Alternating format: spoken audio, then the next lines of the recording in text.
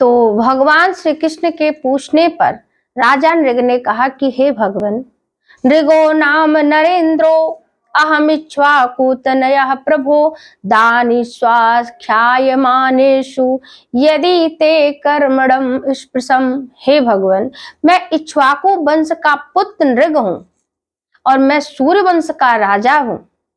मैं सूर्यवंश का राजा था। ब्राह्मणों के श्राप के कारण मैं कृकलास अर्थात मैं गिरगिट के रूप में मुझे गिरगिट का रूप प्राप्त हुआ। प्रभु राजा नृग ने भगवान श्री कृष्ण को अपनी पूरी कथा सुनाई है और राजा नृग कहते हैं कि हे भगवान, मैं प्रतिदिन 1,00,000 गायों का दान किया करता था ब्राह्मणों को। और दान जब किया करता था तो हे भगवान, एक दिन की बात है कि मैंने एक ब्राह्मण को गाय का दान किया और जब मैंने दान किया और उस ब्राह्मण को गायों को लेकर के घर लेकर चला गया, अपनी गायों को, जो मैंने 1,00,000 गायों का दान किया था, तो ब्राह्मण अपने गाय को लेकर के अपने घर चला गया।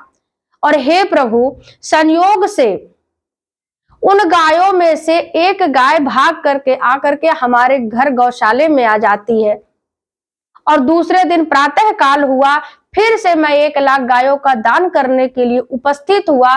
तो हे भगवान, सेवकों ने गायों को तैयार किया और उस गाय को भी ला करके खड़ा कर दिया जिसे एक दिन पूर्व मैंने दान में दिया था। महाराज ने जब 1,00,000 गायों का दान किया तो भगवान उस समय उस गाय को भी मैंने दान में दिया, ब्राह्मण को दान में दे दिया जो एक दिन पूर्व मैंने दान किया था।